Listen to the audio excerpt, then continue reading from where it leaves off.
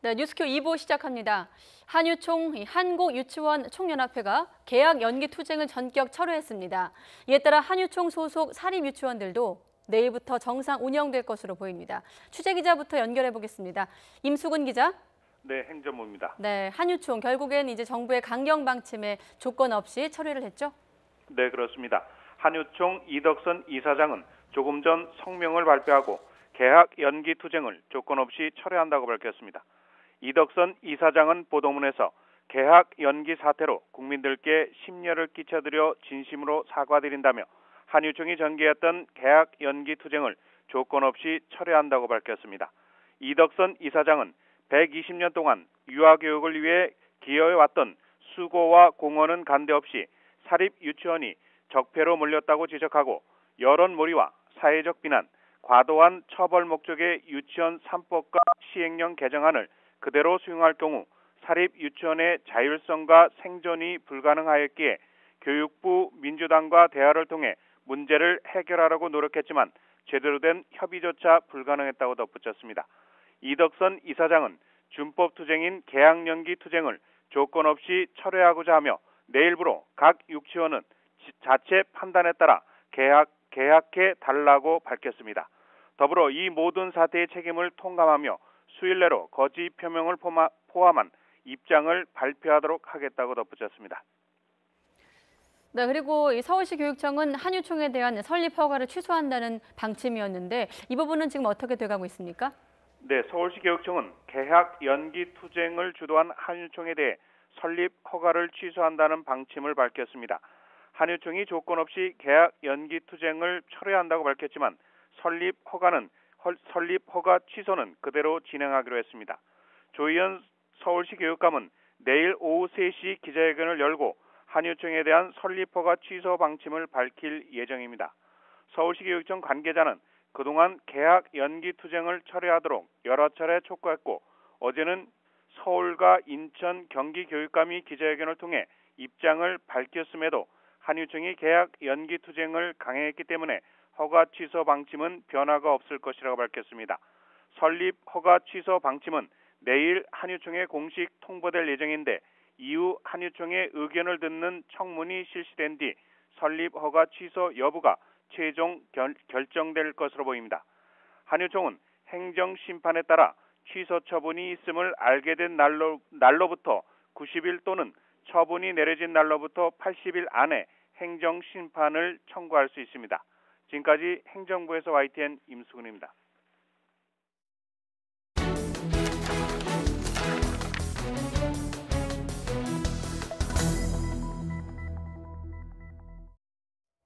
자, 들으신 대로 이 사립유치원 단체인 한유총 집단 계약 연기 투쟁을 접기로 결정을 했습니다. 아이를 볼모로 한다는 비판적 여론이 부담이었던 데다가 참여 유치원도 230여 곳에 그치는 등 동력이 떨어지자 바로 무릎을 꿇은 것으로 보입니다. 계속해서 이재윤 기자와 좀 더 자세하게 알아보겠습니다. 자, 이재윤 기자, 아무래도 양육 또 돌봄 이런 좀 가치를 볼모로 했기 때문에 비판 여론이 좀 많았던 게 사실인데, 자, 한유총이 투쟁을 접기로 했습니다. 자, 먼저 한유총 입장부터 전해주시죠. 네, 한유총은 오늘 오후 5시가 좀 넘어선 시각에 전격적으로 기자회견문을 내고 지금까지 해왔던 계약 연기 투쟁을 철회한다 이렇게 밝혔습니다. 이 한유총 이사장인 이덕선 이사장의 명의로 보도자료를 냈는데요. 여기를 보면은 계약 연기 사태로 국민께 심려를 끼쳐 진심으로 사과드린다면서 계약 연기 투쟁을 조건 없이 철회한다고 밝혔습니다.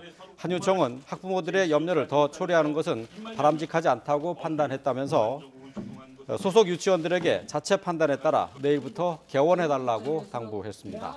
다만 한유총은 유치원 3법과 유아교육법 시행령 개정안을 그대로 수용하면 사립유치원 자율성 유지와 생존이 불가능하다면서 이번 사태 책임을 정부에 돌리는 기존 입장은 굽히지 않았습니다.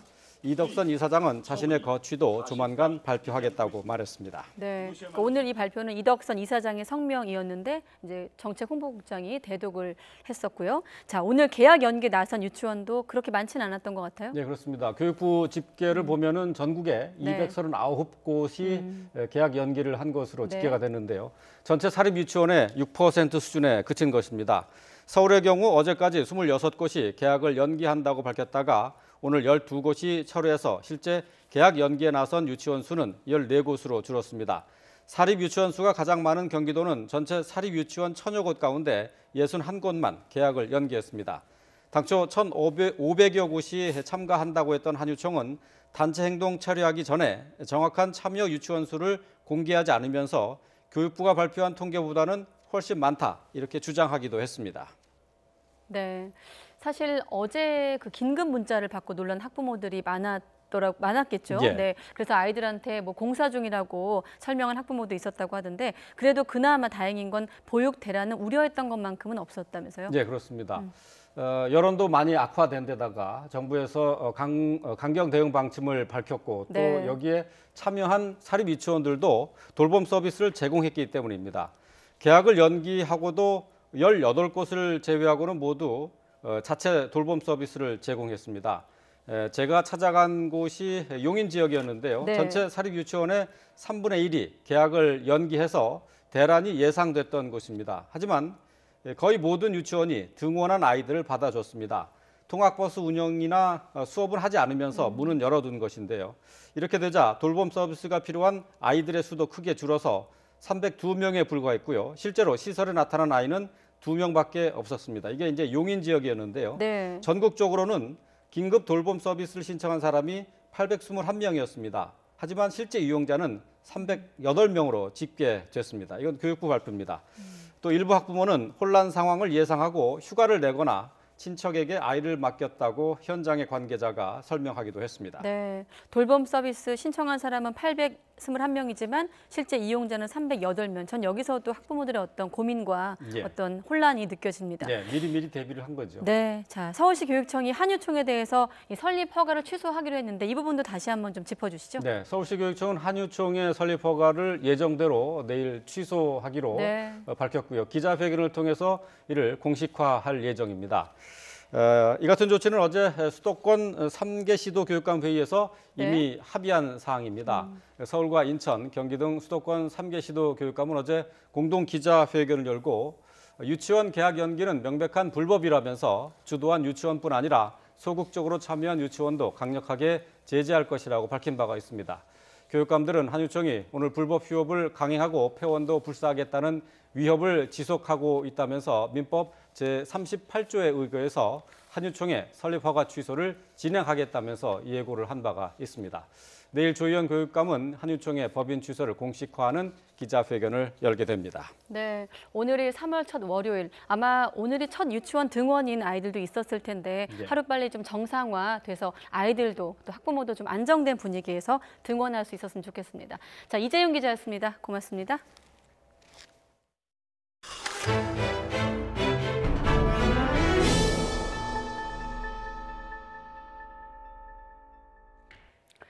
네, 3월 들어서 연일 답답하고 텁텁한 공기가 호흡을 힘들게 하고 있습니다.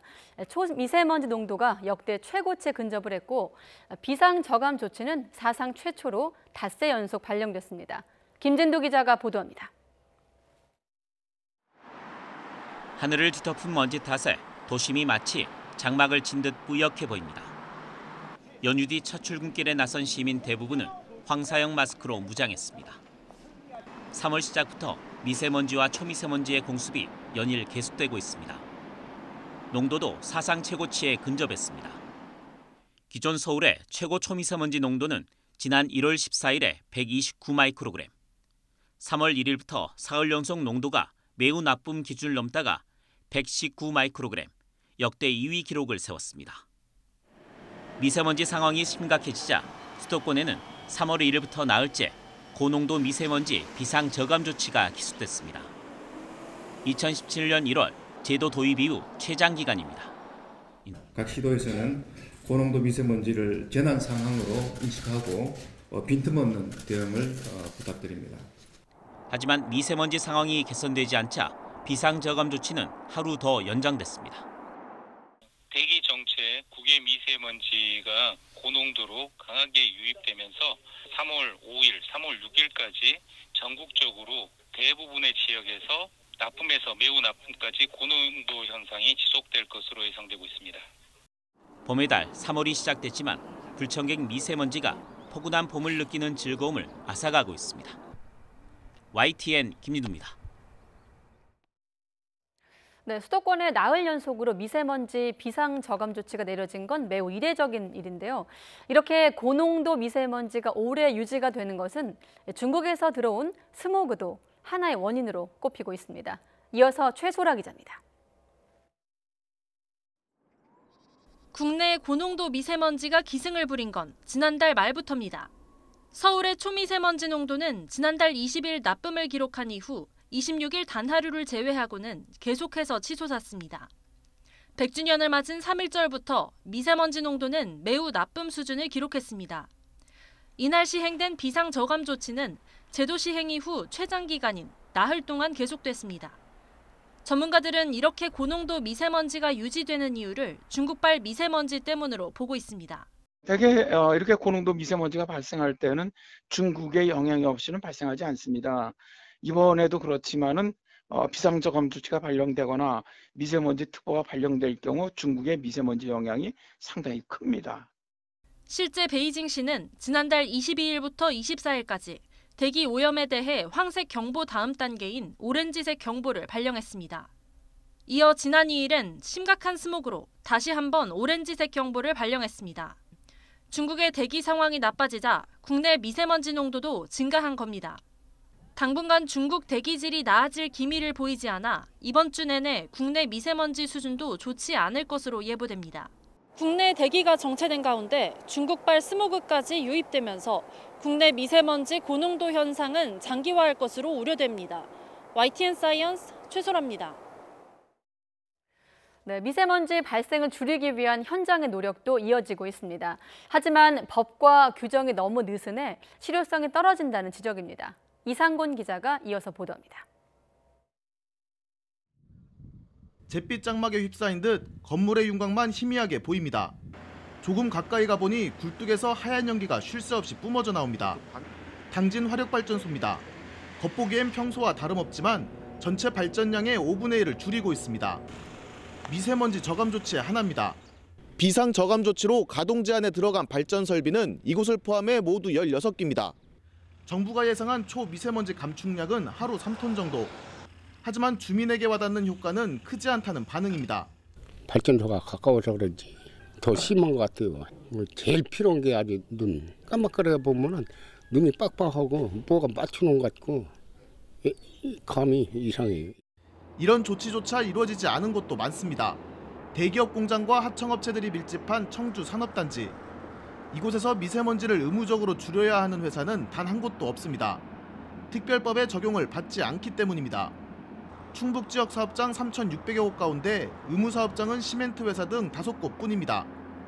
대기업이 자율적으로 미세먼지를 줄인다고 해도 40곳을 넘지 않습니다. 환경단체는 특별법이 미세먼지 농도가 높은 때에만 초점이 맞춰진 게 문제라고 지적합니다. 미세먼지는 고농도시에 저감을 하기 위해 노력하는 게 아니라 일상적인 상황에서 저감하기 노력을 해야 합니다. 그중 첫 번째로는 사업장 배출 허용 기준이 더 강화가 돼야 되겠죠. 특별법으로 비상 저감 조치가 강화됐다고 하지만 좀 더 강력한 대책이 마련되지 않는다면 미세먼지 대란은 쉽게 사라지기 어려워 보입니다. YTN 이상곤입니다. 네, 미세먼지는 개학식 그리고 입학식 풍경까지 바꾸고 있습니다.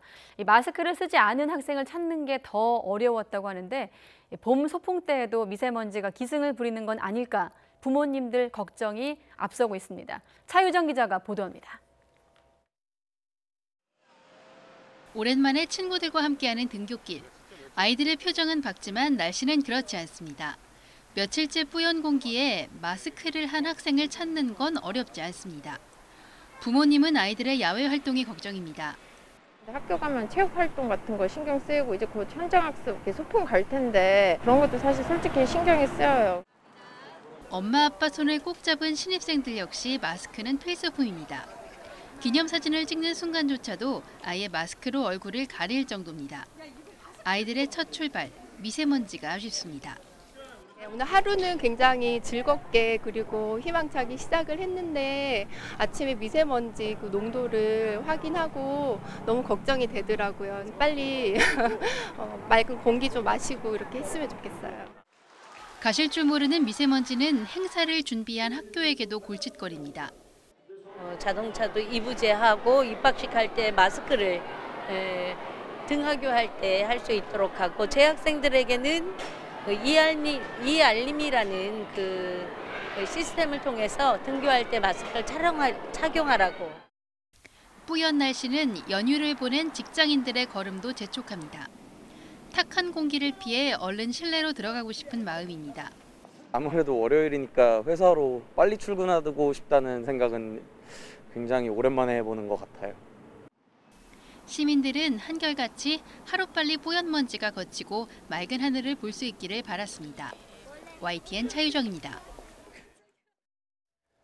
제주에서 추진하던 국내 첫 영리병원이 허가 취소 절차를 밟게 됐습니다. 병원 측이 제때 문을 열지 않아서인데요. 다음 달쯤 최종 결정이 날 예정인데 논란은 여전할 것으로 보입니다. 보도에 유종민 기자입니다. 국내 첫 영리병원인 녹지국제병원이 허가 취소 절차를 밟게 됐습니다. 제주도는 녹지국제병원이 약속한 날까지 문을 열지 않아 청문을 진행할 예정이라고 밝혔습니다. 개원 준비 기간이 석 달이나 있었지만 정당한 사유 없이 업무 준비를 하지 않았다는 것입니다. 의료법에는 개설 신고나 개설 허가를 한 날로부터 석 달 안에 업무를 시작하지 않으면 개설 허가를 취소할 수 있다고 돼 있습니다. 조건부 개설 허가를 받은 이후에는 병원 개원을 위한 실질적인 준비를 하지 않고 제주도와의 모든 협의를 일체 거부했습니다. 병원 측이 요청한 개원 기간 연장도 허락하지 않았습니다. 개원 준비 상황 점검을 피하는 등 의료법을 어겼기 때문입니다. 관계자께서 본사에서 협조라든가 이런 것들을 하지 말도록 지시를 받았기 때문에 협조를 해드릴 수 없다. 그런 상황에서 돌아왔습니다. 청문 절차는 한 달 정도 걸릴 전망입니다. 허가 취소를 위해서는 당사자 의견을 듣고 증거를 조사하는 등 절차를 밟게 됩니다. 제주도는 이와 함께 내국인 진료 제한 조건을 삭제해달라는 병원 측 행정소송에는 적극적으로 대응하겠다고 밝혔습니다. YTN 유종민입니다.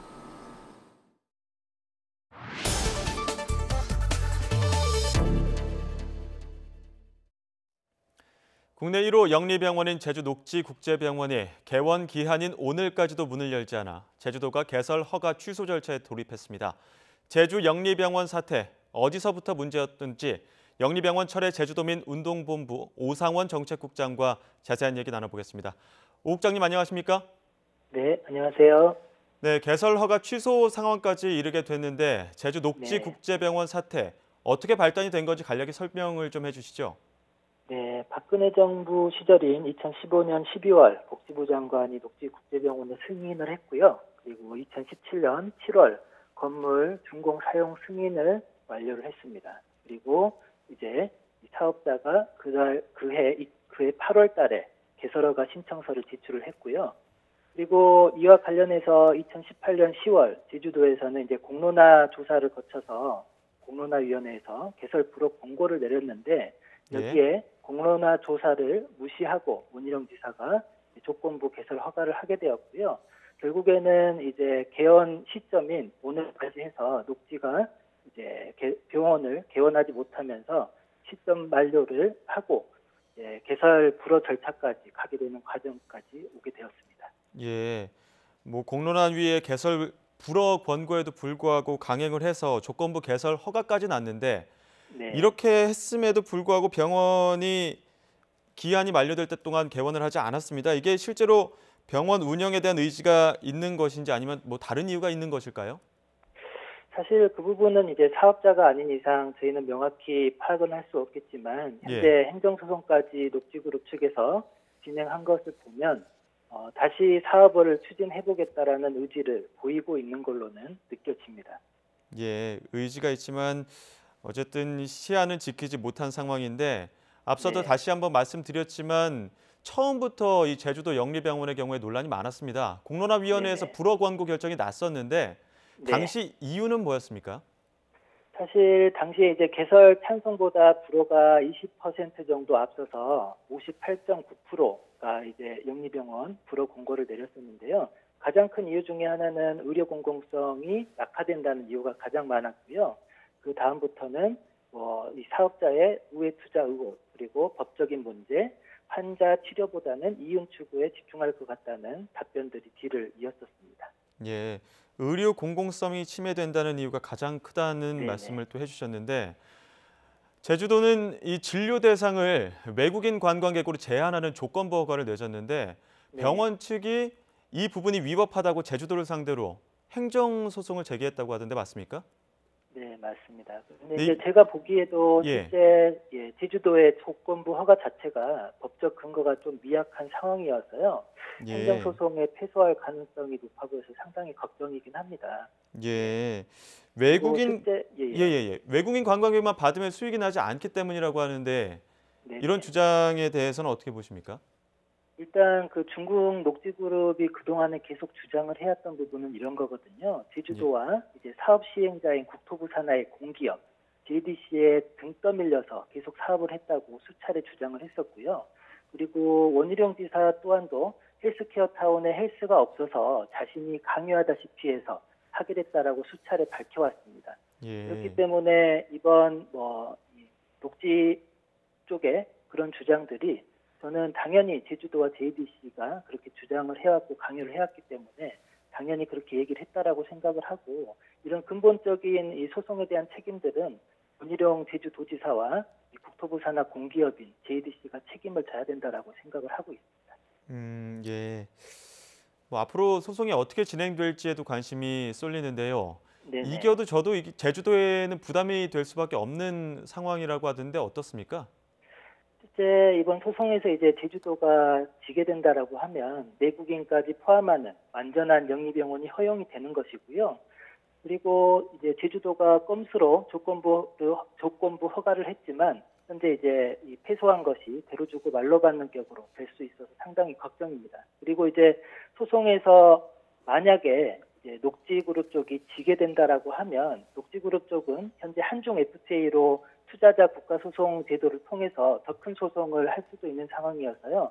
상당히 지금 걱정입니다. 지금 원희룡 지사나 이 JDC, 이 국토부 산하의 JDC에서는 이런 문제를 해결하기 위해서 좀 적극적으로 나설 거라고 생각을 하고 있습니다. 예.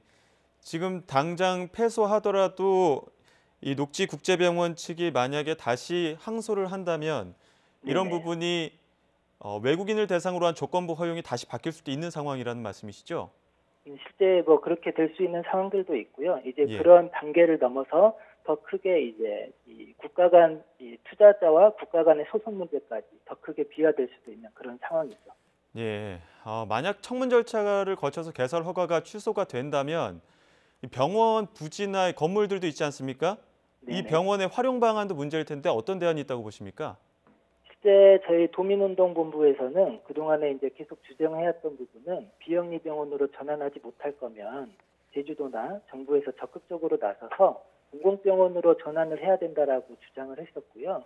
현재 원희룡 도지사도 서귀포 지역에 요양병원이라든지 이런 부분들을 공약을 내건 부분들이 있고요. 그리고 서귀포 같은 경우는 좀 공공의료가 취약하기 때문에 중증질환 전문병원이라든지 이런 방향으로 좀 고민을 해볼 필요도 있습니다.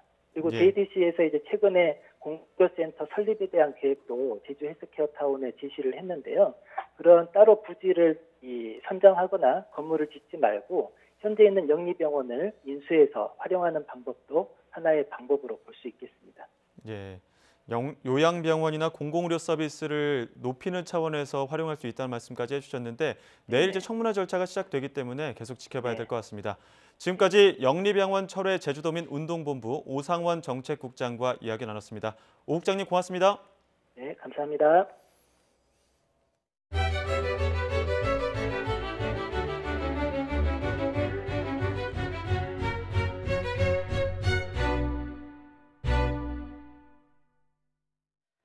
네, 2차 북미 정상회담 결렬 이후 베트남 공식 일정까지 마친 김정은 위원장의 전용 열차는 갈대와 같은 노선을 되돌아서 북한으로 향하고 있습니다.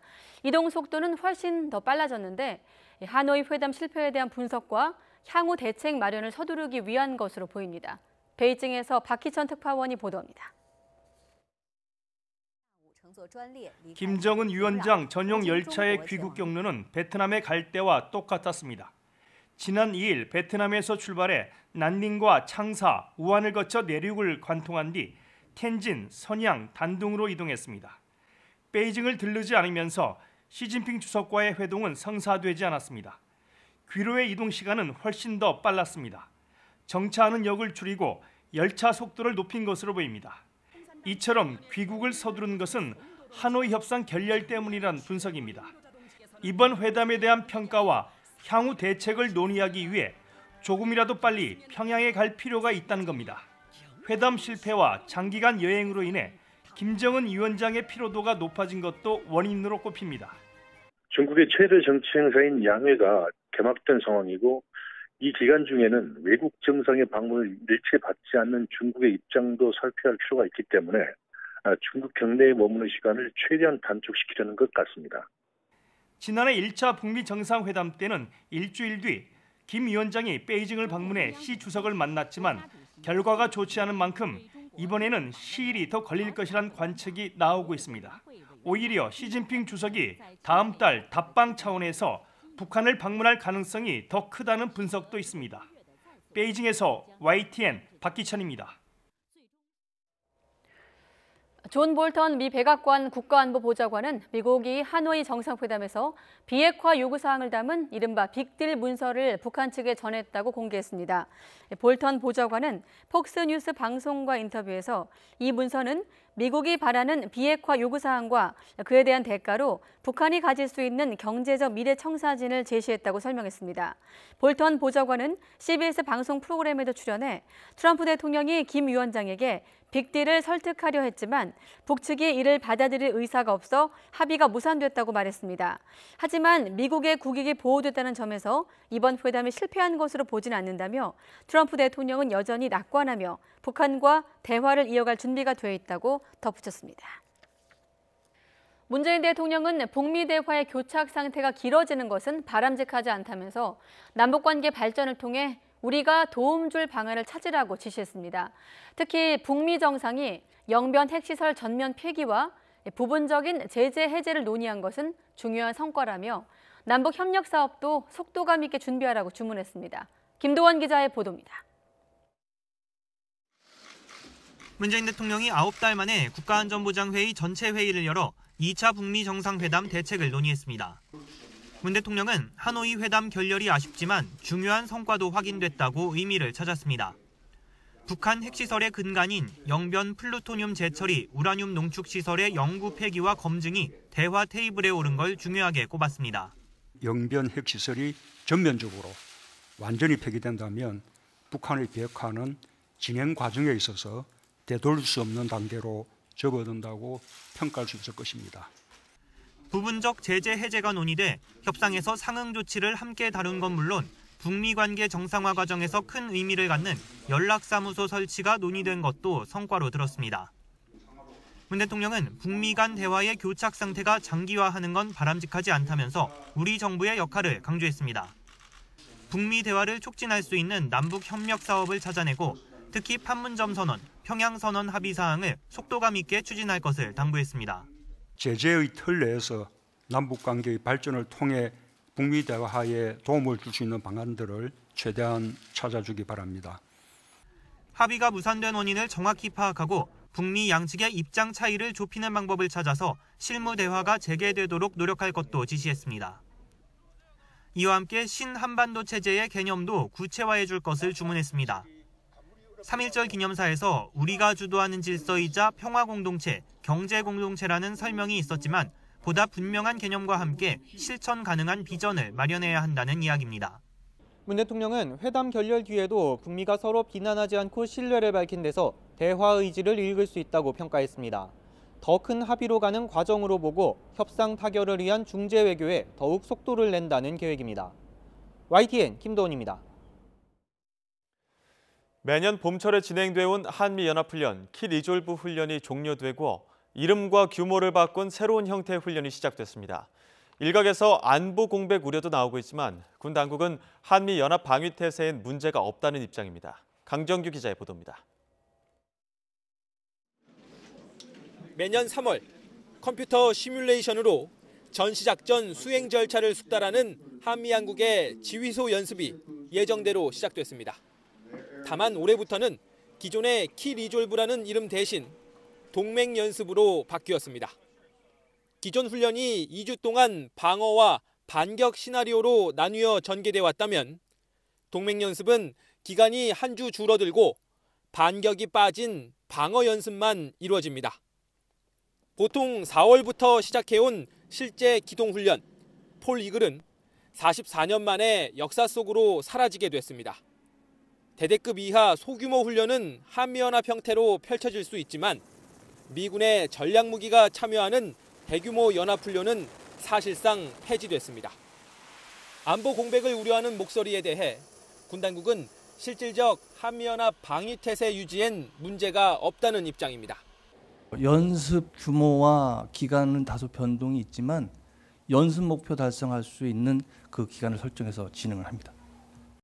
이번 조치로 하반기 을지 프리덤 가디언이나 한미해병대의 쌍용훈련, 맥스 썬더, 비질런트 에이스 등 연합 공중훈련 등도 줄줄이 재조정을 거치게 될 거란 관측이 높습니다. 그러나 국방부는 나머지 연합훈련을 어떻게 치를지에 대해 아직 결정된 것은 없다고 선을 그었습니다. YTN 강정규입니다. 트럼프 미국 대통령이 한미 군사훈련을 원치 않는 것은 수억 달러를 아끼기 위한 것이라고 말했습니다. 북한과의 긴장 완화에도 좋은 것이라고 말했는데 북한에 양보한 것 아니냐는 미국 내 비판을 의식한 것으로 보입니다. 김영수 기자가 보도합니다. 트럼프 미국 대통령이 트위터를 통해 한국과 군사훈련을 원치 않는 이유는 돌려받지 못하는 수억 달러를 아끼기 위한 것이라고 밝혔습니다. 또 이것은 자신이 대통령이 되기 전부터의 입장이라면서 이 시점에 북한과의 긴장을 줄이는 것도 좋은 것이라고 덧붙였습니다. 2차 북미 정상회담에서 김정은 위원장으로부터 얻어낸 것 없이 연합훈련을 양보한 것 아니냐는 비판을 의식한 것으로 보입니다. 존 볼턴 백악관 국가안보보좌관도 CNN과의 인터뷰에서 새로운 결정이 아니라며 트럼프 대통령이 지난해 여름 내린 결정이 계속되는 것이라고 강조했습니다. 하지만 트럼프 대통령이 막대한 비용을 한미훈련 종료 이유로 내세운 만큼 방위비 추가 부담을 압박할 것이란 우려도 나오고 있습니다. 트럼프 대통령은 하노이 기자회견에서 한미 군사훈련에 매번 1억 달러의 비용이 들었다며 한국이 지원해줘야 한다고 말했습니다. Korea should help us with that. You know, we're protecting South Korea. I think they should help us with that.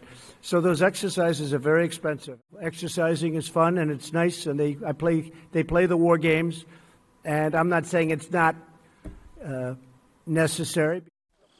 앞서 한미 국방당국은 올해부터 대규모 연합훈련인 키리졸브 연습과 독수리 훈련을 종료하고 연중 소규모 훈련을 실시하기로 했습니다. YTN 김영수입니다. 여야 대치가 길어지면서 2개월 넘게 공전하던 국회가 우여곡절 끝에 문을 열게 됐습니다. 하지만 문을 연다고 해도 곳곳이 암초입니다. 민생개혁 입법의 속도를 내려는 여당과 하노이 회담 결렬에 따른 외교 안보 무능을 질타하겠다는 야당의 충돌이 불보듯 뻔하기 때문입니다. 김영수 기자가 취재했습니다. 국회 정상화 방안을 논의하기 위한 여야 3당 원내대표의 만남이 또다시 빈손으로 끝난 직후 그동안 손혜원 의원 국정조사를 요구했던 자유한국당이 여당에 더는 기대할 게 없다며 전격적으로 3월 임시국회 소집 의사를 밝혔습니다. 새 지도부 출범을 계기로 강력한 원내 대여 투쟁으로 전술을 바꾼 것으로 풀이됩니다.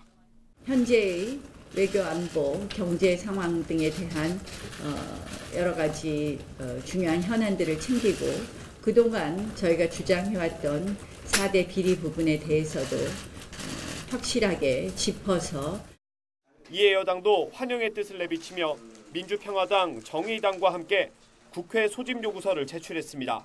우선 나경원 대표가 이렇게 결단을 내린 것에 대해서 저도 높게 평가하고 또 국회가 정상화돼서 늦었지만 다행이라고 생각합니다. 2개월 넘는 공전을 뒤로하고 어렵사리 임시국회의 문을 열게 됐지만 여야 속내는 제각각입니다. 민주당은 민생 입법과 권력기관 개혁에 집중할 계획이지만 한국당은 북미 정상회담 결렬로 드러난 정부의 외교안보 무능을 질타하기 위해 칼을 갈고 있습니다. 손혜원 의원 논란과 환경부 문건 의혹도 여전히 뇌관으로 남았습니다. 연동형 비례대표제 도입을 요구하는 야3당은 내년 총선에 바뀐 선거제도를 적용하려면 이번 주 안에 단판을 내야 한다며 3월 국회에서 선거제도 개혁에 사활을 걸고 있지만 현재 민주당과 한국당의 분위기로 밀어볼 때 성과를 내기란 쉽지 않아 보입니다. 양당의 재차 촉구합니다. 오늘이라도 당장 여야 3당 원내대표와 정개특위 간사가 만나서 선거개혁 합의를 위한 끝장 토론을 할 것을 제안합니다. 이처럼 여야가 주요 현안에 대한 합의 없이 이견을 좁히지 못한 채 국회 문을 열기로 한 데다 4.3 재보궐선거를 한 달 앞두고 여야 간 공방도 거세질 것으로 보여 3월 국회 곳곳이 암초라는 전망이 나오고 있습니다. YTN 김영수입니다. 네, 이기는 정당, 또 대한정당을 천명했던 자유한국당 황교안 신인 대표는 본격적인 행보에 나서자마자 뒷말이 무성합니다. 5.18 망언 의원들의 징계 문제에 대해서 어정쩡한 태도를 취하고 있는 데다가 친박 인사를 중용한 첫 당직 인선에 대해서 당내 불만이 터져나오고 있기 때문입니다. 조은지 기자가 취재했습니다. 자유한국당 황교안 대표와 웃으며 손을 잡은 민주평화당 정동영 대표. 이내 뼈있는 묵직한 말을 꺼냅니다.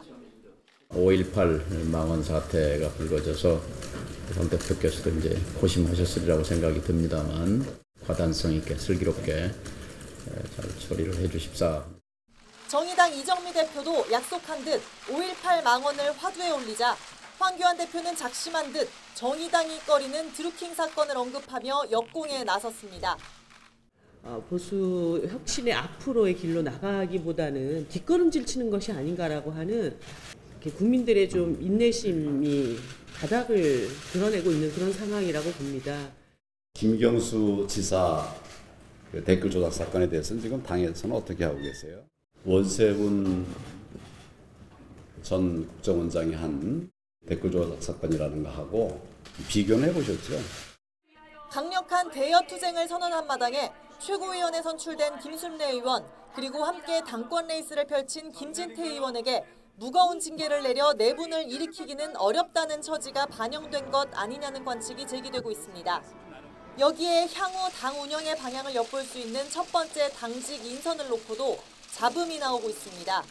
황교안 대표는 사무총장에 원조 친박 사선 한성교 의원을, 전략기획부총장에는 최측근인 초선 추경호 의원을 앉혔습니다. 박근혜 정부 청와대에서 일했던 민경욱 의원이 대변인에 재선 이현승 의원이 비서실장에 선임되는 등 친박계가 두루 요직을 꿰찼습니다. 비박계는 여의도 연구원장에 내정된 3선 김세연 의원 정도가 사실상 유일한데 당장 당내 반발 기류가 감지됩니다. 비박계 중진은 YTN과의 통화에서 도로 친박당 소리를 들을 만한 인선이라며 우려를 표했고 다른 비주류 의원 역시 탕평 제스처만 취하고 내용은 없다며 황 대표가 차기 대권을 겨냥한 사전 작업을 한다고 비판했습니다. 벌써 친황 체제를 구축했다는 눈초리 속에 황 대표는 개판은 없다고 손사래를 쳤습니다. 비박계라는 게 무슨 말씀인가요? 저희는 하여튼 비박계 뭐 이런 거 없습니다. 연휴를 마치고 돌아온 황교안 대표는 이기는 정당, 대한정당, 미래를 준비하는 정당 이 세 가지를 목표로 제시했습니다. 하지만 임기 초반 마이웨이식 행보를 놓고 당 안팎의 시선이 곱지만은 않아 보입니다. YTN 조은지입니다. 클럽 버닝썬을 둘러싼 각종 의혹을 수사하는 경찰이 이문호 대표를 불러 경찰과의 유착설을 추궁했습니다. 이런 가운데 지금까지 마약 혐의로 입건된 클럽 관계자는 이 대표를 포함해 10명이 넘는 것으로 드러났습니다. 김우준 기자입니다. 버닝썬과 경찰관의 유착 의혹과 관련해 경찰은 이문호 대표와 뇌물 전달책으로 지목된 이모 씨를 동시에 불렀습니다. 이 씨는 경찰 출신 브로커의 지시로 버닝썬 측에서 돈을 건네받아 경찰관들에게 전달한 혐의를 받고 있습니다. 그런 부분에 있어가지고 지금 제가 돈을 받았다고 하는데 저는 돈 받은 사실이 없습니다. 네 번째 소환된 이 대표는 취재진의 질문에 아무런 대답도 하지 않았습니다. 마약 혐의 인정하십니까? 경찰은 지난해 7월 버닝썬이 미성년자 출입 사실이 적발되자 이를 무마하기 위해 뇌물을 준 것으로 보고 있습니다. 관련 진술도 확보했습니다. 버닝썬의 또 다른 대표인 이모 씨는 앞선 경찰 조사에서 뇌물 전달책 이 씨를 통해 브로커에게 2천만 원을 건넸다고 말했습니다. 이런 가운데 경찰은 마약 의혹과 관련해 버닝썬 관계자 등 10여 명을 입건했다고 밝혔습니다. 특히 이모노 대표의 경우 유착 의혹에 이어 마약 혐의를 조사하기 위해 이틀 연속 소환할 예정입니다. 이 대표는 국가수의 마약 검사에서 양성 반응이 나왔습니다. 피해자 신분으로 마약 관련 혐의에 대해서 조사할 예정입니다. 경찰은 성접대 의혹을 받는 빅뱅 승리의 추가 소환도 검토하고 있습니다. 경찰 관계자는 관련 증거가 국민권익위원회의 민원 형식으로 접수된 만큼 권익위 측에 자료 협조를 요청했다고 설명했습니다. YTN 김우준입니다. YG 엔터테인먼트가 소속 가수 빅뱅 승리의 경찰 조사 당일 새벽 파쇄업체를 불러 물품을 옮겼다는 의혹에 대해 통상적인 절차일 뿐이라고 반박했습니다. 양현석 대표는 자신의 SNS를 통해 파쇄업체를 부르는 일은 3개월에 한 번씩 진행해온 절차라고 밝혔습니다. 그러면서 자산관리팀에서 작성해 직원에게 공지한 것으로 보이는 문서 이미지 여러 장을 함께 공개했습니다. 또 의혹이 제기된 후 파기업체로부터 해당 물품을 파기하지 않고 보관하고 있다는 연락을 받았다고 덧붙였습니다. 사법행정권 남용 등의 혐의로 지난달 11일 구속 기소된 양승태 전 대법원장의 재판 첫 준비 절차 일정이 정해졌습니다. 서울중앙지방법원은 양 전 대법원장의 첫 공판 준비 기일을 오는 25일 오전 10시로 정했습니다. 공판 준비 기일은 정식 재판을 앞두고 검찰과 피고인 측의 의견을 각각 확인한 뒤 증거조사 계획을 세우는 절차로 피고인이 직접 법정에 출석하지 않아도 됩니다.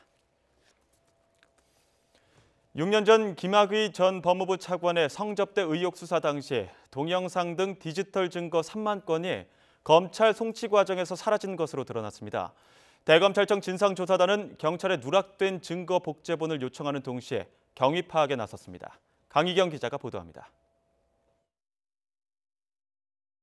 김학의 전 차관의 성접대 의혹을 다시 들여다보고 있는 대검찰청 진상조사단이 과거 수사에서 이상한 점을 발견했습니다.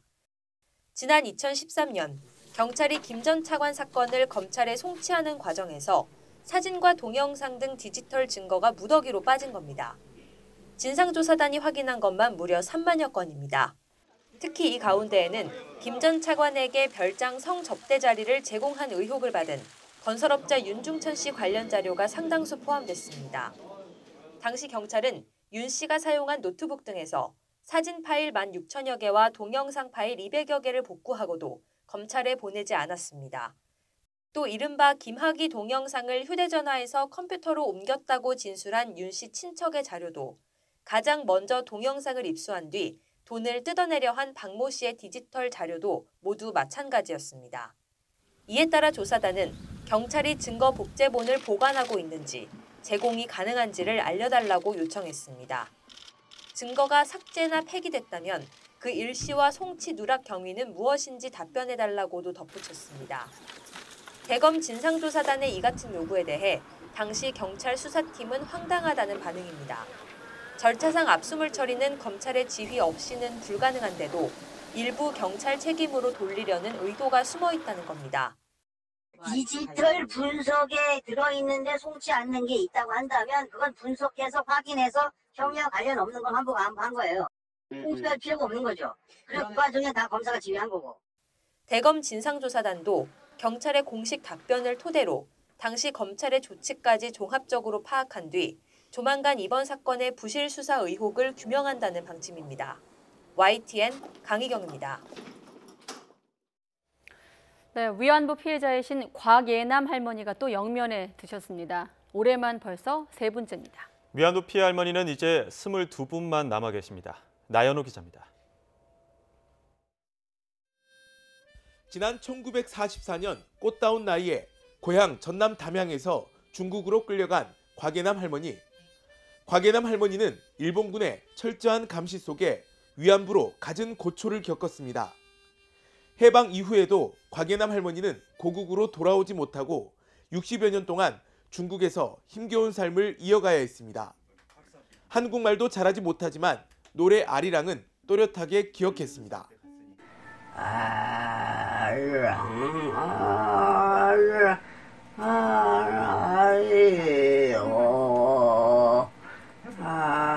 기구한 사연이 알려지면서 지난 2004년 귀국해 가족을 만나고 국적도 회복했습니다. 이후 치매와 폐암에 시달리던 곽예남 할머니는 지난 2일 향년 94세로 별세했습니다.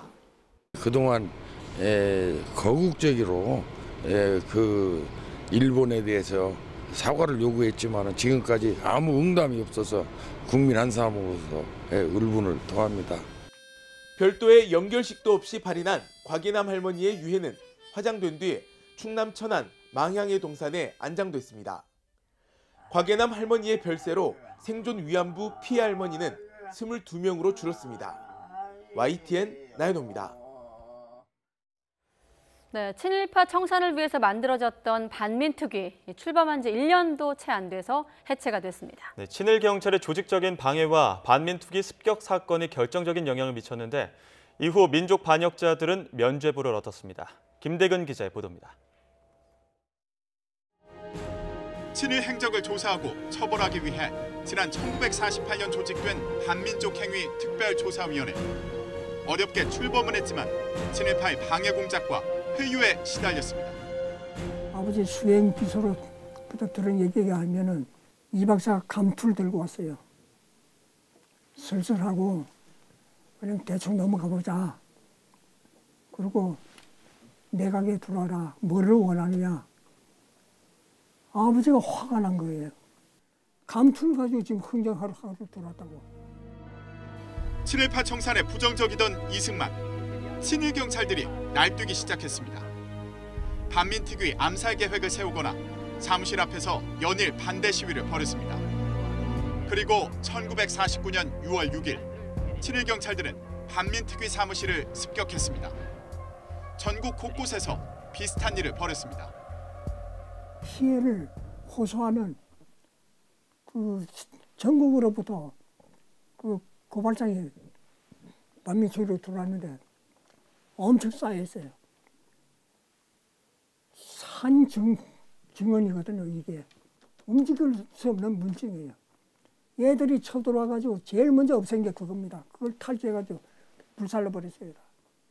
결국 특위는 1년도 안 돼 해체됐고 민족 반역자에 대한 심판은 흐지부지 됐습니다.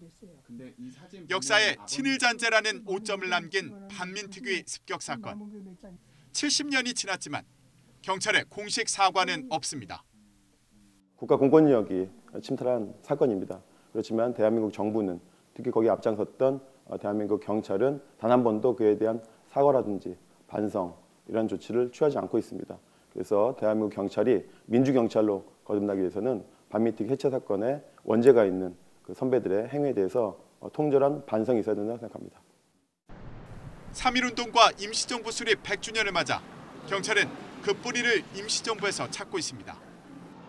임시정부 초대 경무국장인 백범 김구 선생을 1호 경찰로 기르고 있습니다. 가려졌던 역사를 발굴하는 노력이 과거의 잘못까지 드러내는 용기로 이어진다면 경찰에 대한 국민의 신뢰감도 더 커지지 않을까요? YTN 김대근입니다.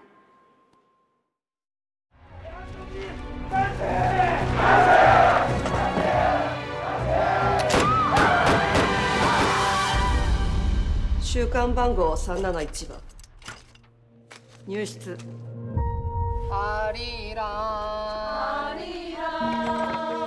우리 또래 같은데 말 나요.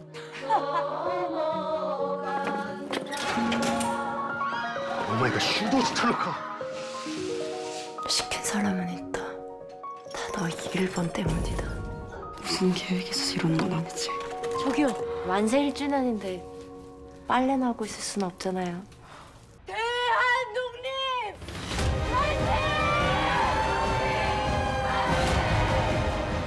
최후의 1인까지, 최후의 일가까지 떳떳하게 외쳐라.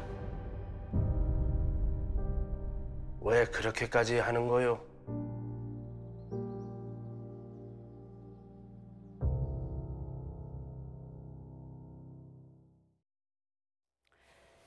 네, 이름만 들어도 숙연해지는 얼굴이 아닐까 싶은데요. 나라의 독립을 위해서 목숨을 바쳤던 많은 독립운동가들 중에 이 한국의 잔다르크라고 불렸던 유관순 열사 이야기입니다. 네, 서대문 형무소 갇힌 뒤 마지막 1년을 담은 영화 항거 유관순 이야기의 주인공들과 이야기 나눠보겠습니다. 고화성 씨, 정아담 씨, 그리고 김예은 씨 나오셨습니다. 안녕하십니까? 네, 안녕하세요. 안녕하세요. 네, 반갑습니다. 예, 모르겠어요. 일단 항거 유관순 열사 이야기를 담은 영화라고 이제 알려져 있는데 좀 세 분이 직접 출연을 하셨기 때문에 이번 3.1절은 특별히 또 100주년이잖아요. 좀 남다르게 좀 지켜보셨을 것 같아요. 네, 저희가 촬영을 하면서도 내심 올해 3.1절을 기다려왔던 것 같아요. 근데 저희가 그 100주년 3.1절 행사에서 아리랑을 영화 속에 나오는 아리랑을 부르기도 했거든요. 굉장히 뜻깊었던 3.1절이었던 것 같아요. 네, 우리 정아담 씨는 어떠셨어요? 저도 3.1절 영화를 촬영하고 3.1절 3.1운동에 대해서 생각을 하다가 3.1절을 맞이하니까 가슴이 벅차기도 하고 의미 있는 3.1절을 보낸 것 같아요. 김예은 씨도 마지막으로 한마디 해주시죠. 이번에 같이 저희 수인분들 같이 나오셨던 분들이랑 같이 뭐 노래도 부르고 되게 정말 뜻깊은 3.1절을 맞았던 것 같고 되게 영광스러운 자리였던 것 같아요. 되게. 그 애국가를 부르고 뭐 아리랑을 불렀었는데 영화의 한 장면을 하다 보니까 또 더 뜻깊었던 것 같습니다. 아, 그렇군요. 물론 이 영화 내용 자체가 엄숙한 내용이다 보니까 뭐 다소 무거운 듯한 분위기일 수도 있겠지만 또래끼리 이렇게 촬영을 하다 보면 분위기도 남달랐을 것 같은데요. 가장 막내라고 들었는데 정아담 씨 같은 경우엔 촬영장 분위기 어땠나요? 또래 배우들이랑 이렇게 촬영을 하기가 쉽지 않은데 같이 함께해서 너무너무 기대도 되고 좋았었고요. 이렇게 두 분은 좀 원래 아셨던 사이라고 들었고 김예은 씨랑 정아담 씨는 고화성 씨는 이번 작품이 처음이셨어요. 네. 너무 뵙고 싶었었어요. 근데 고화성 씨도 답변을 해줘야 될 것 같아요. 저도 두 배우분을 평소에 작품도 몇 번 봤었고 근데 이렇게 다 같이 촬영을 한 영화에서 만날 줄은 몰랐어요. 그 김세벽 배우라는 저희 영화에 또 한 중심이 있거든요. 그 정말 대단한 배우들이 또래 배우들이 모여서 너무 행복했습니다. 근데 아무래도 아까 박석원 앵커도 좀 엄중한 이야기라고 엄숙한 이야기고 또 내용 자체가 좀 무겁다 보니까 막 사실 우리가 이렇게 사적으로 만나면 이런저런 얘기 막 할 수 있지만 좀 영화 촬영장에서는 좀 조심도 하고 그런 것도 있을 것 같아요. 네, 되게 서로 그런 거에 좀 조심했던 것 같고 아무리 그래도 분위기다 보니까 뭐 형무소에서 그 서대문 감옥에서 찍었던 적도 있었거든요. 근데 그때도 보면 굉장히 좀 엄숙하게 진행이 됐던 것 같습니다. 네, 스태프분들도. 그 현장 분위기를 말씀 나온 김에 좀 어땠는지 조금 더 구체적으로 좀 소개를 해주세요. 네. 그냥 일단 여자 배우분들 그리고 뭐 동료분들이 같이 나와서 그게 너무 행복했고 뭐 다른 스태프분들도 그렇고 다들 이 영화를 좀 진심을 담으려고 되게 애를 많이 쓰신 것 같아요. 그냥 저희도 그랬지만 혹시나 이게 누가 되지 않을까 뭐 아니면 잘못 표현되지 않을까를 되게 많이 고심했던 것 같습니다. 네. 역사의 이야기를 담다 보니 감독님도 조금 뭐 민감하게 좀 영화 촬영에 임했을 것 같은데 혹시 특별한 주문이나 이런 건 없었나요? 많이 반복해서 했던 주문들 감독님께서? 역사적으로는 모르겠어요. 근데 제가 아이디어를 감독님께 드린 적이 있는데요. 그게 역사적인 입증, 그러니까 고증의 과정을 거칠 수가 없는 것이기 때문에 담지 못하겠다 이런 말씀을 들었을 때 감독님께서 정말 철저히 고증을 지키시려고 하시는구나 느꼈었습니다. 네, 사실 있는 그대로 표현하기 위해서 노력하셨다. 네. 그렇기 때문에 이 시나리오 받았을 당시에도 조금 고민도 많이 했을 것 같아요. 이걸 수락을 해야 될까 어떨까 어떠셨습니까? 처음 시나리오를 받았을 때 좀 마음이 무거웠던 것은 사실인 것 같아요.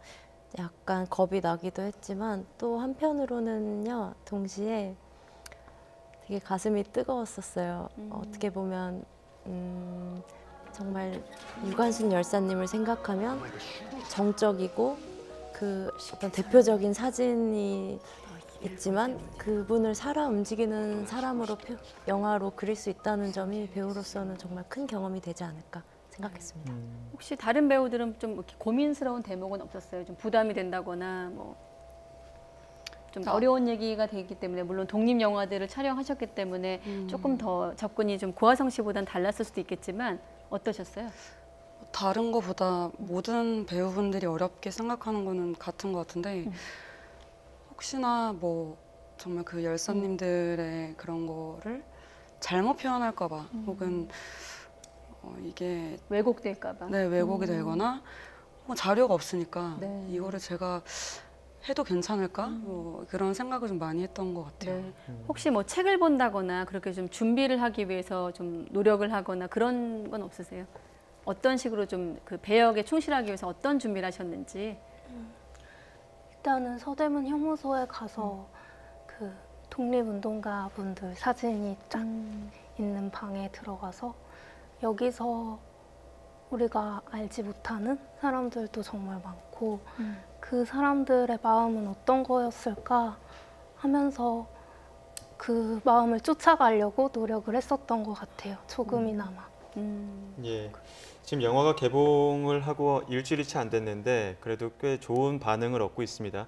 영화 자체의 흥행이라기보다는 지금 우리가 많은 사람들이 알았으면 좋겠다 싶은 유관순 열사의 이야기가 조금 더 많이 퍼지는 의미에서 더 좋을 것 같은데 어떻습니까? 지금 이 흥행 가도에 대해서는?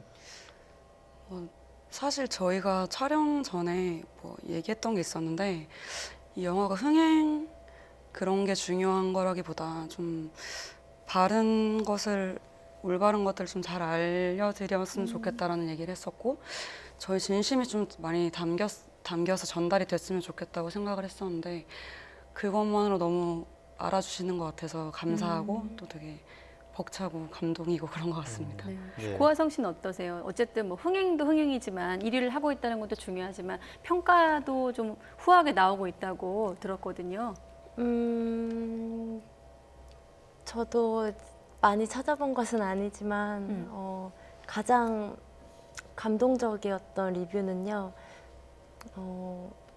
영화가 다 끝나고 엔딩 크레딧이 끝날 때까지도 자리를 일어서지 못했다는 말을 좀 여러 번 들었었는데 그때 진심으로 감동했습니다. 이 영화에 참여한 사람으로서. 엔딩 크레딧이 다 올라갔는데도 일어설 수 없었다는 댓글이 네. 가장 감동적이었다. 이 유관순이라는 인물을 연기하면서도 굉장히 신경을 많이 쓰셨을 것 같은데 뭐 금식을 하면서 연기를 진행했다 이런 이야기도 있고요.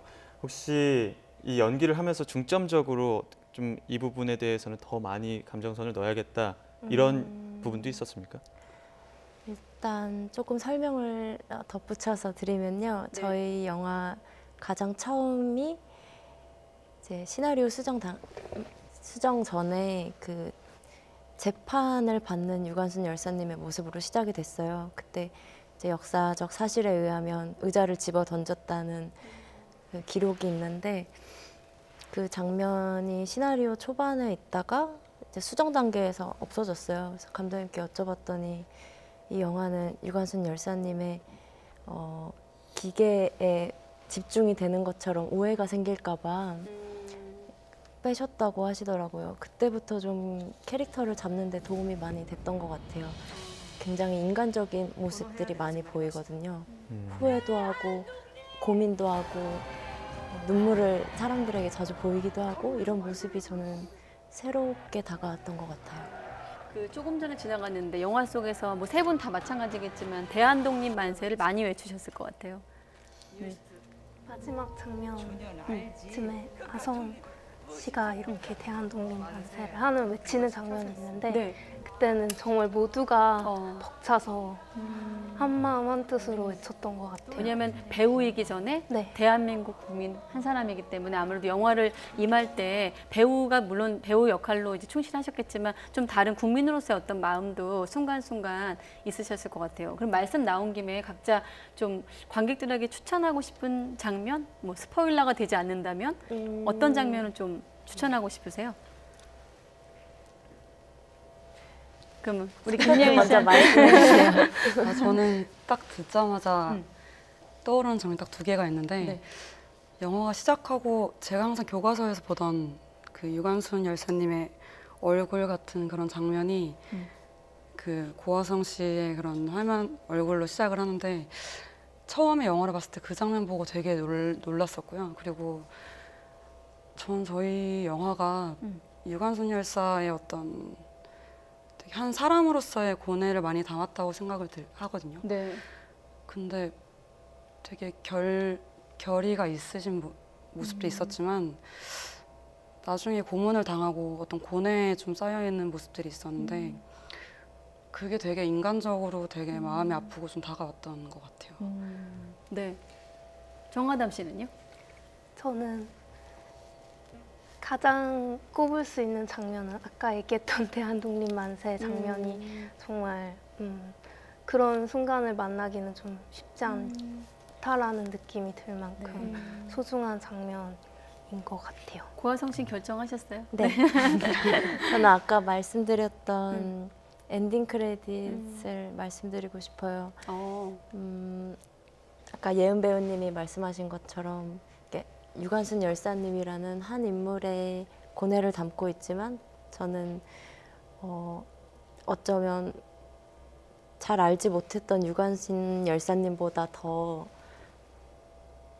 몰랐던 그 실제 8호실에 있었던 그 여성 독립운동가 분들이 많이 나와요. 그 분들을 하나하나 조명하는 장면이 있거든요. 네.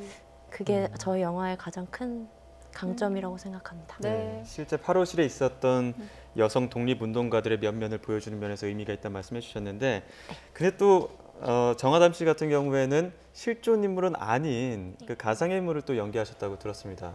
가상의 인물을 연기하면서 참고할 만한 자료가 없다 보니까 더 연기하시기에도 조금 힘들지 않을까 싶었는데 어떠셨습니까? 실제 모델이 정확하게 있는 것은 아니었지만 우리가 알지 못하는 독립운동가 분들의 정말 많이 있고 그 마음을 생각하면서 실제 인물이라고 생각을 하면서 연기를 접근하기는 했어요. 네. 그렇군요. 그 영화 그 예고편만 저는 아직 봤습니다만은 흑백으로 영화가 계속 나오더라고요. 네. 그럼 흑백으로 나온다는 건 배우한테 어떤 또 그런 이미지가 되고 또 혹시 흑백으로 한 어떤 의도까지 좀 설명이 가능할까요? 제가 감독님이 아니라서 그렇죠? 뭐 다른 예. 배우분들의 그런 의견을 같이 합쳐야 될 것 같은데 일단 어떤 잔인한 그런 모습들을 감독님은 좀 많이 중화시키려고 하셨던 것 같고 또 어떤 그때의 그런 제가 관객으로 봤을 때는 어떤 관객으로서 뭔가 화면에서 느껴지는 그런 질감이나 이런 것들이 훨씬 더 이렇게 단면적으로 다가오고 오히려 깊게 다가올 수 있어서 그렇게 선택하신 게 관객 아닐까. 입장에서는 좀 그 과거를 재현한 느낌이 들거든요. 과거의 이야기구나, 옛날로 돌아가서 그런 느낌이 들어서 여쭤본 건데 혹시 고화성 씨는 흑백 영화 어떠세요, 배우로서? 저도 처음 겪는 일이었어요. 네. 그래서 다르게 연기를 해야 할까? 저는 당연히 그동안 컬러 영화를 많이 작업을 했었고 또 현장에서 제 눈으로 보고 느끼는 것은 다 컬러잖아요. 근데 감독님께 여쭤본 적이 있었는데 피를 붉은색으로 표현하고 싶지 않아서 이렇게 결정을 하셨다고 들었습니다. 예. 영화 안에서 보면은 명대사도 굉장히 많이 또 있는 걸로 알고 있습니다. 명대사라고 해야 될까요? 가슴 벅차고 또 엄숙한 어떤 내용들을 확 이끌어낼 수 있는 대사들이 많았는데 혹시 직접 하시면서 가장 기억에 남는 대사가 있을까요? 또 시간을 직접이요? 드려야 되나요? 그렇다면 또 선배님부터. 그래서 저는 그 아성 씨가 그 마지막에 꼭 이렇게까지 왜 이렇게까지 하는 거예요? 라고 했을 때 하는 그 답변이 참 많이 와닿았던 것 같아요. 아까 예고편에서 나왔었어요. 네. 영화에서 확인해 주세요. 어머. 왜 그렇게까지 하는 거요? 네. 네, 어떠셨습니까? 혹시 기억에 남는 대사 있으십니까? 아성 씨가 만세 1주년인데 빨래나 하고 있을 순 없잖아요. 라고 웃으면서 얘기를 하는데 되게 마음이 그랬었어요. 빨래나 하고 있을 순 없잖아요. 네, 저희 지금 PD고 영화 보고 싶다 그 지금 대목에서 얘기를 하고 있는데 자 어떻습니까? 우리 고화성 씨 같은 경우는 일단 뭐 일반 시청자분들은 괴물 영화 괴물로 기억하실 거고 또 드라마에도 뭐 출연을 하셨지만 작품을 고르실 때 어떤 기준이 있는지 좀 궁금해요. 저는 오히려 역으로 유출을 해보는 것 같아요. 작품 수가 이제 많아지니까 이 동안에 공통점이 뭐가 있었을까 생각을 해봤는데요. 네. 사실 비중은 되게 다양하게 있었던 것 같아요. 예. 정말 주인공일 때도 있었고 아니면 작은 비중일 때도 있었지만 저는 좀 입체적인 인물이면은 뭐든 긍정적으로 할 수 있습니다. 입체적인 인물? 네. 예를 들면 뭐 드라마 속에서 말한다면 어떤 역할이 좀 입체적이었나요? 저희가 좀 이해하기 쉽게. 제 전작이었던 라이프 온 마스라는 드라마가 있었는데요. 한 회당 25% 정도의 비중이었는데 그 안에 담고 있는 인물의 비하인드 스토리가 정말 많고 또 제가 표현할 수 있는 여지가 많은 인물이었는데 그런 점을 고려해봤을 때 비중은 정말 크게 상관이 없고요.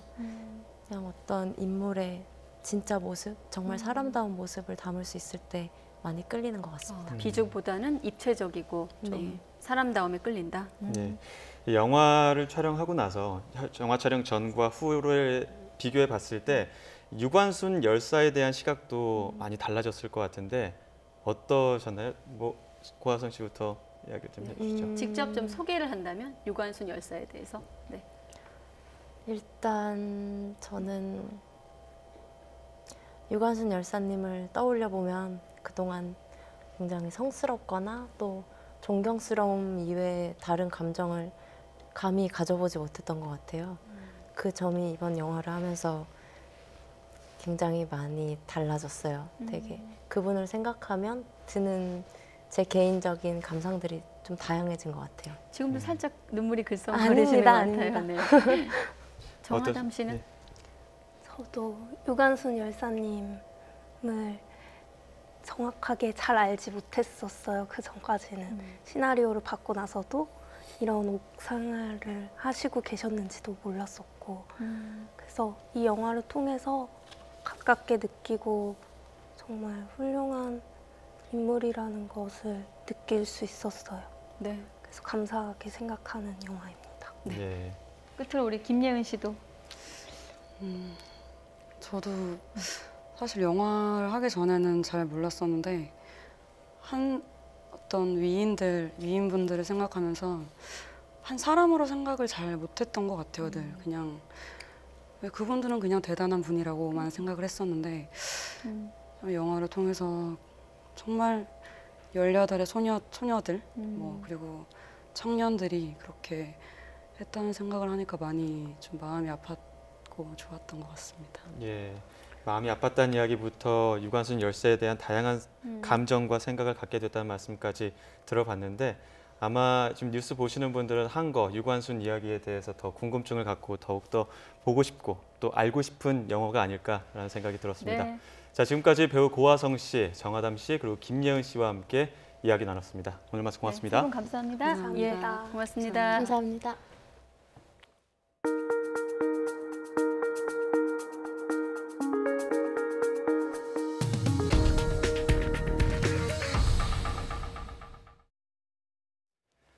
지난 1971년 개원한 사법연수원이 사법시험 폐지로 49년 만에 마지막 연수생을 받았습니다.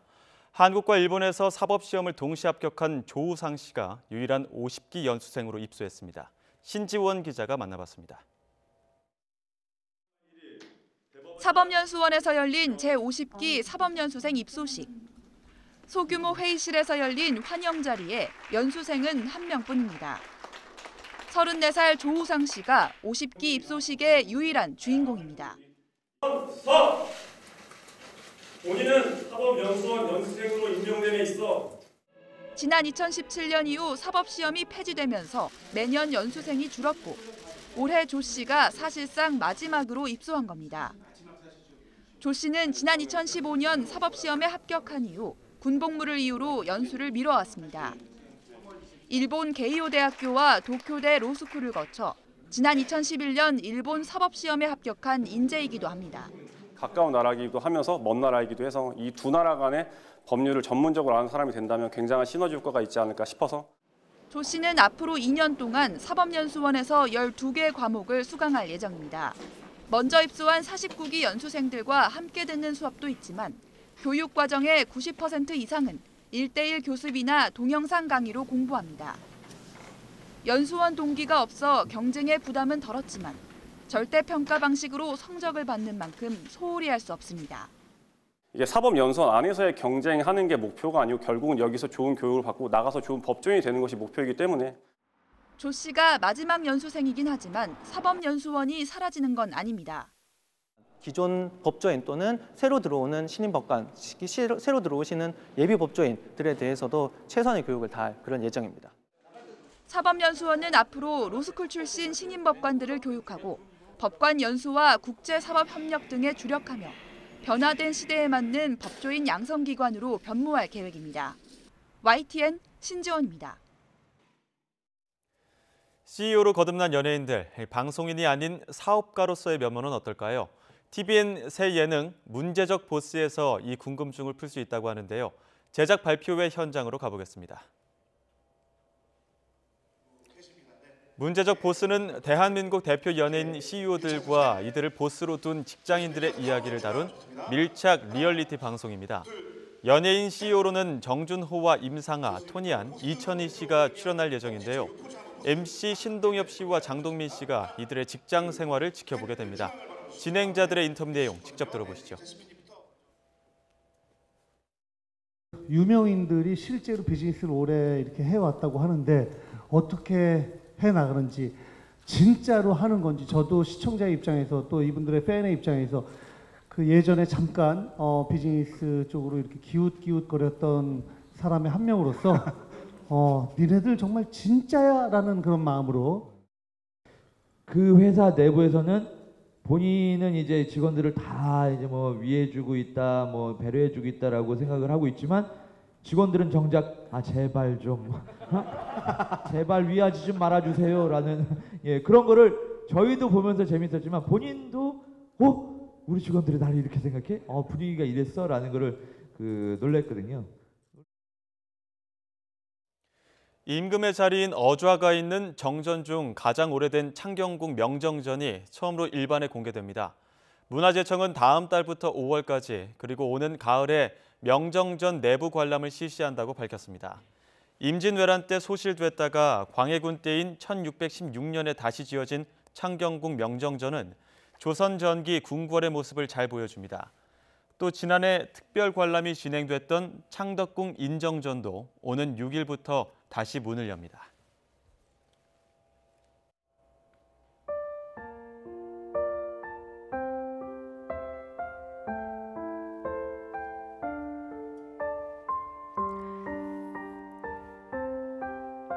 네, 전남 담양군 담양읍 평화의 소녀상 앞 광장입니다.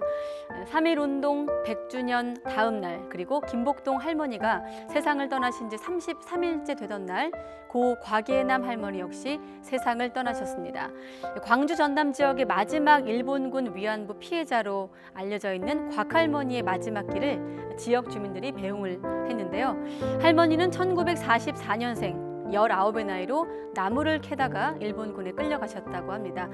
추모제 현장에서 나온 말로 할머니의 영면을 함께 기도합니다.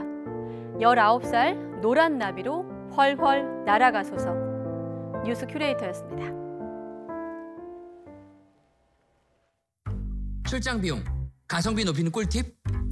전 세계 수백 개의 예약 사이트를 비교해서 원하는 호텔의 착한 가격을 찾아주는 트립하고. 스마트한 출장도 역시 트립하고와 함께. 호텔 트립하고.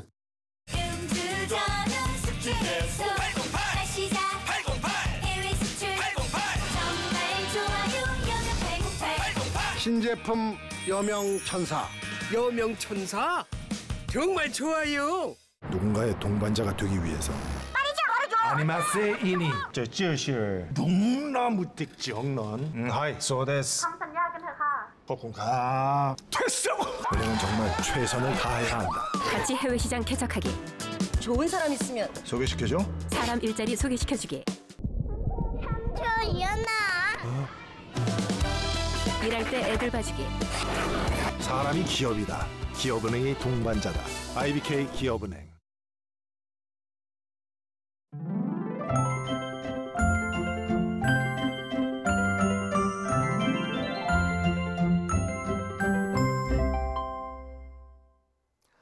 요즘 공기가 무척 탁합니다. 잠시만 바깥 활동을 해도 목이 칼칼하고 가래가 끓는 느낌이 드는데요. 내일도 미세먼지의 공습이 계속됩니다. 중서부와 전북 지역은 미세먼지 농도가 매우 나쁨, 다른 지역은 나쁨 수준을 유지하겠습니다. 이에 따라 서쪽 지역에는 사상 최초로 5일 연속 미세먼지 비상 저감 조치가 내려졌습니다. 공공기관 임직원들은 끝자리 수가 홀수인 차량만 운행이 가능하고 공공기관과 민간 공사장의 조업 시간이 조정된다는 점 참고하시기 바랍니다. 내일도 예년보다 포근한 날씨가 계속됩니다. 우선 아침에도 서울 기온이 3도로 오늘보다는 낮지만 예년 기온을 3도가량 웃돌며 많이 쌀쌀하지 않겠고 낮 기온도 14도로 오늘보다는 낮지만 예년보다는 7도가량 높아 무척 포근하겠습니다. 또 미세먼지만 아니라면 하늘 자체는 대체로 맑겠습니다. 내일 아침 기온 오늘과 비슷하거나 조금 낮겠습니다. 서울 3도, 대전 2도, 광주 3도, 부산 8도로 예상됩니다. 낮 기온도 오늘과 비슷하거나 조금 낮겠습니다. 서울 14도, 대전 16도, 광주 17도, 부산 17도로 예상됩니다. 당분간 예년보다 포근한 날씨가 계속되겠고 수요일에는 제주도와 남해안, 경기 북부와 강원도에 비가 내릴 것으로 전망됩니다. 지금까지 날씨 정보였습니다. 네, 가장 빠른 종합 뉴스 뉴스큐 오늘 순서 마치겠습니다. 내일 다시 뵙겠습니다. 함께해 주신 여러분 고맙습니다.